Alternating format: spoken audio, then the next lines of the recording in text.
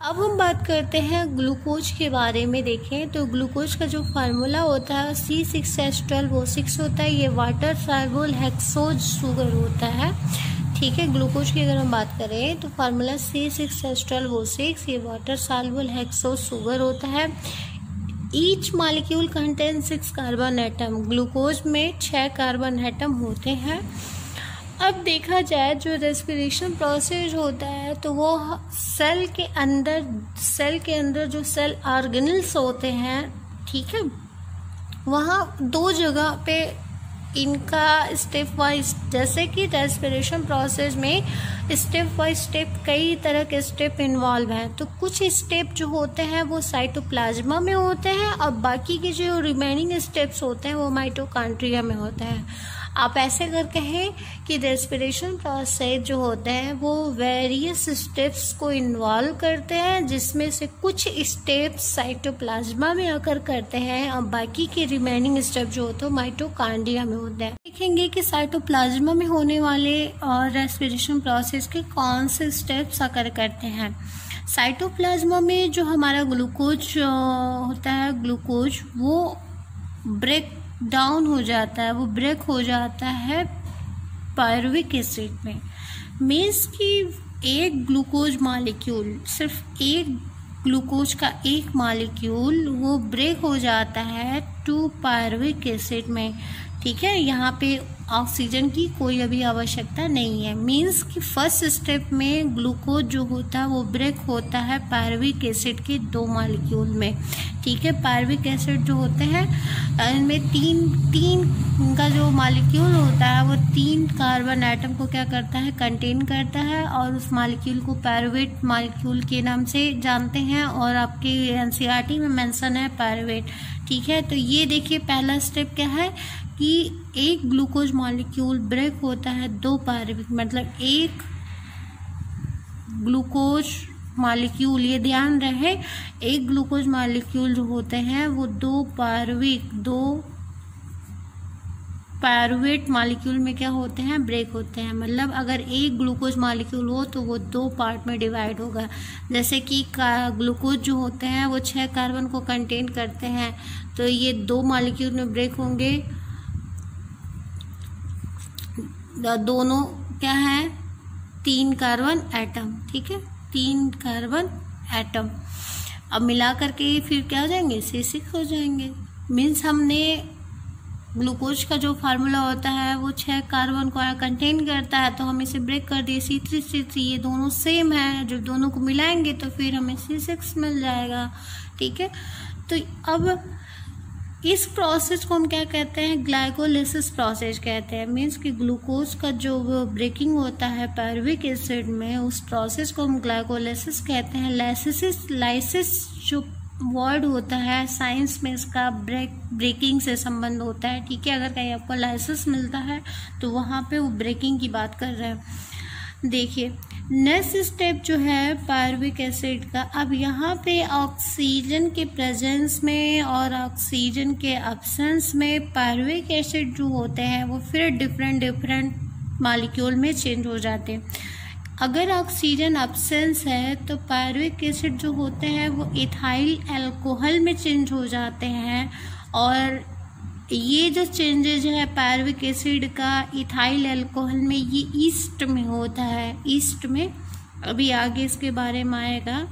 और ये ऑक्सीजन के एब्सेंस में ही है, तो ये ध्यान रहे कि ऑक्सीजन के एब्सेंस में पायरुविक एसिड इथाइल अल्कोहल और लैक्टिक एसिड में चेंज होता है। तो इथाइल अल्कोहल में कब चेंज होता है, ये ईस्ट में होता है। लैक्टिक एसिड जो होता है वो एनिमल में होता है।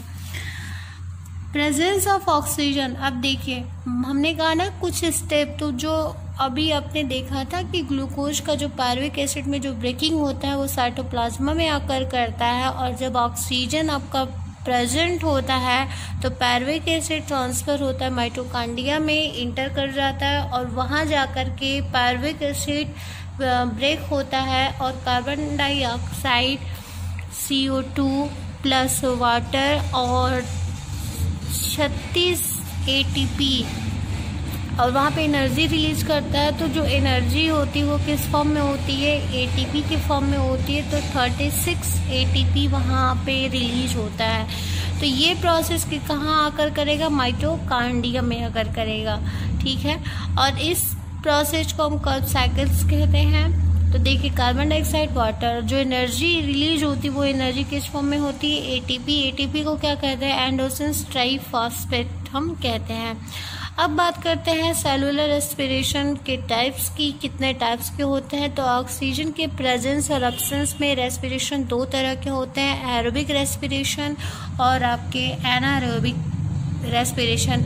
एरोबिक रेस्पिरेशन क्या है, the oxidative breakdown of respiratory substrates with the help of atmospheric O2 is known as aerobic respiration. Means कि जो रेस्पिरेशन प्रोसेस ऑक्सीजन के प्रेजेंट में होता है उसे हम एरोबिक रेस्पिरेशन कहते हैं। ये रिमाइंड कर लीजिएगा, बहुत इंपॉर्टेंट है कि जो रेस्पिरेशन प्रोसेस ऑक्सीजन के प्रेजेंस में होता है, जब ऑक्सीजन वहाँ पे प्रेजेंट होगा और रेस्पिरेशन प्रोसेस अगर करेगा तो उसे ही हम एरोबिक रेस्पिरेशन कहते हैं। तो बात देखिए, ये फर्स्ट स्टेप है ग्लूकोज। यहाँ पे ग्लूकोज पहले किस में ब्रेक होगा, पायरुविक एसिड में, कि 1 molecule of glucose break down into 2 molecule of pyruvic acid.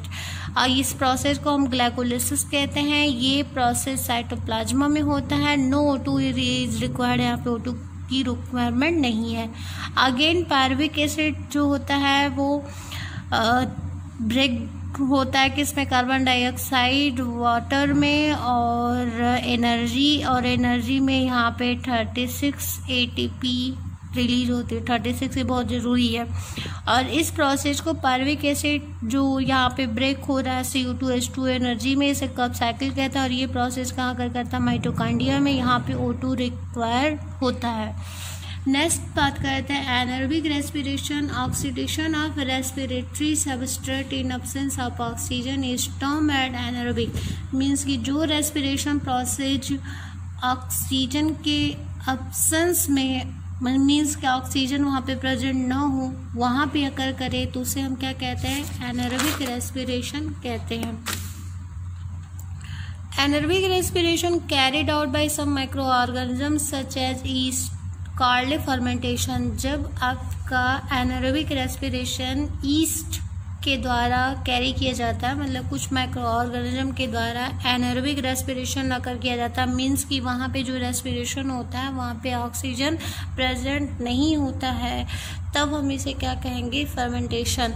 और ये किसके प्रेजेंस में होता है ये प्रोसेस, ये का एक कम्प्लेक्स एंजाइम होता है, उसके प्रेजेंस में ये रेस्पिरेशन होता है प्रोसेस। जब ऑक्सीजन नहीं प्रेजेंट होगा तो फिर किसके प्रेजेंस में, तो एंजाइम के प्रेजेंस में। किस तरह का एंजाइम, जाइमेज। आप कहेंगे क्या कह गई, तो देखिए जो ईस्ट टाइप के माइक्रो ऑर्गेनिजम्स होते हैं वहाँ पे जो एनारोबिक रेस्पिरेशन होता है उसे हम फर्मेंटेशन के भी नाम से हम जानते हैं। तो जब वहाँ पे ऑक्सीजन प्रेजेंट नहीं है तो रिएक्शन कैसे वहाँ पे होता है, तो रेस्पिरेशन का, तो एंजाइम के प्रेजेंस में होता है। किस तरह का एंजाइम, जाइमेज। अब यहाँ पे देखिए आपका ग्लूकोज मॉलिक्यूल है और ग्लूकोज मॉलिक्यूल का यहाँ पे 3, उसके बाद पायरुविक एसिड, फिर 3 तरह के हैं स्टेप हैं। तो फर्स्ट ऑफ ऑल जो ग्लूकोज मॉलिक्यूल होता है, मीन्स कि एरोबिक और एनारोबिक रेस्पिरेशन का एक हमने स्ट्रक्चर बनाया हुआ है, शॉर्ट फॉर्म, तभी समझा रहे हैं स्ट्रक्चर के बारे में। यहाँ पे फर्स्ट काम ये है कि 1 ग्लूकोज मॉलिक्यूल जो होगा वो ब्रेक डाउन होगा 2 पायरुविक एसिड में, और पायरुविक एसिड ये 3 कार्बन मॉलिक्यूल को कंटेन करते हैं। अब यहाँ पे देखिए 2 स्टेप तो एब्सेंस ऑफ ऑक्सीजन में है या 1 स्टेप प्रेजेंस ऑफ ऑक्सीजन। तो pyruvic acid absence of oxygen ये ईस्ट में अकर करेगा तो ये चेंज हो जाएगा एथेनॉल। एथेनॉल का जो फार्मूला होता है C2H5OH होता है, फिर कार्बन डाइऑक्साइड रिलीज करेगा, फिर आपका क्या रिलीज करेगा, एनर्जी रिलीज करेगा। फिर अब देखिए ये तो ईस्ट में अकर करता है, ईस्ट में एथेनॉल प्रोड्यूस होता है।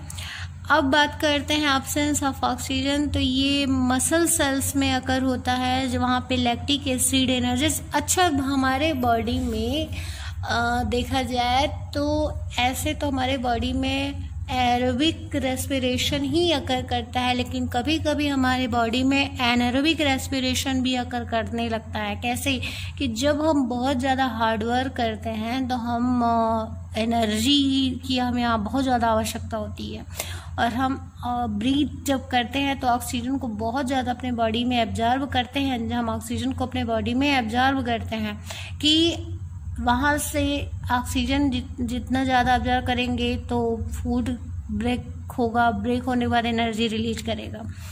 लेकिन जितना हमारे हार्डवर्क के अकॉर्डिंग जितना हमें ऑक्सीजन चाहिए हमारे बॉडी में, उतना हम ऑक्सीजन एब्जॉर्ब नहीं कर पाते।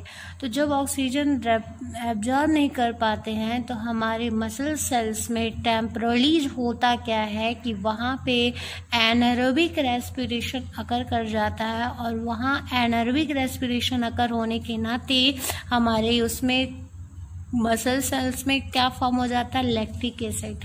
और लैक्टिक एसिड फॉर्म होने के नाते हमें पेन महसूस होता है, इसलिए हार्डवर्क के बाद जो हमें दर्द महसूस होता है तो वो लैक्टिक एसिड के प्रोड्यूस होने के नाते। लेकिन सबसे बड़ी चीज़ ये है कि ये स्टोर फॉर्म में नहीं हो मतलब एक आप कहेंगे कि तब तो हमारे लिए बहुत प्रॉब्लम है कि हमारे बॉडी में लैक्टिक एसिड फॉर्म हो जाता है बहुत ज़्यादा।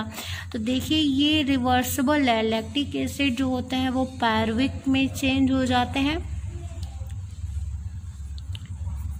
पायरुविक में अगर लैक्टिक एसिड को ऑक्सीजन मिल गया तो ये चेंज हो जाएंगे किसमें, पायरुविक में चेंज हो जाएंगे। और पायरुविक जो होते हैं जब ऑक्सीजन नहीं होगा तो ये फिर चेंज किस में हो जाता है, लैक्टिक एसिड में। अब बात करते हैं प्रेजेंस ऑफ ऑक्सीजन, तो ये माइटोकॉन्ड्रिया में अकर करता है, बाकी ये दो माइटोकॉन्ड्रिया में नहीं होते हैं। तो प्रेजेंस ऑफ ऑक्सीजन में पायरुविक CO2 में, वाटर में और 36 ATP molecule, carbon dioxide, water, energy, और एनर्जी किस फॉर्म में होती है यहाँ पे, ATP के फॉर्म में। और इन दोनों प्रोसेस में जो एनर्जी रिलीज होती है तो एनर्जी इसमें भी ATP के फॉर्म में है, बट यहाँ पे 2 ATP होते हैं, 2 ATP होते हैं। बट ऑक्सीजन के प्रेजेंस में कितने ATP रिलीज होती हैं, आपकी 36 ज़्यादा होती हैं। अब बात करते हैं प्लांट्स में, तो प्लांट्स में गैसेस जो एक्सचेंज होते हैं वहाँ पे एरोबिक रेस्पिरेशन है। आप जानते हैं गैसेस का एक्सचेंज किसके थ्रू होता है, प्लांट में स्टोमेटा के थ्रू होता है, डिफ्यूजन प्रोसेस के थ्रू होता है। ड्यूरिंग डे टाइम पे कार्बन डाइऑक्साइड एब्जॉर्ब किया जाता है फोटोसिंथेसिस प्रोसेस के लिए। फोटोसिंथेसिस प्रोसेस में ऑक्सीजन रिलीज होता है, ऑक्सीजन को एब्जॉर्ब कर लिया जाता है। फिर रात में प्लांट जो होते हैं वो ऑक्सीजन को एब्जॉर्ब करते हैं, कार्बन डाइऑक्साइड को बाहर निकालते हैं रात में, और रात में आपका रेस्पिरेशन प्रोसेस अगर करता है। और दिन में फोटोसिंथेसिस अगर देखा जाए तो रेस्पिरेशन जो प्रोसेस है वो रात में तो ज़्यादा होते हैं, बट प्लांट में ये दिन में भी रेस्पिरेशन प्रोसेस क्या होता है अगर करते हैं ये दोनों टाइम, बट फोटोसिंथेसिस प्रोसेस जो होता है वो ओनली वन टाइम। अब बात करते हैं exchange of gases in aquatic and terrestrial organism. ये नेक्स्ट लेक्चर में आपको मिल जाएगा ये टॉपिक, और आपका ह्यूमन में रेस्पिरेशन प्रोसेस नेक्स्ट लेक्चर।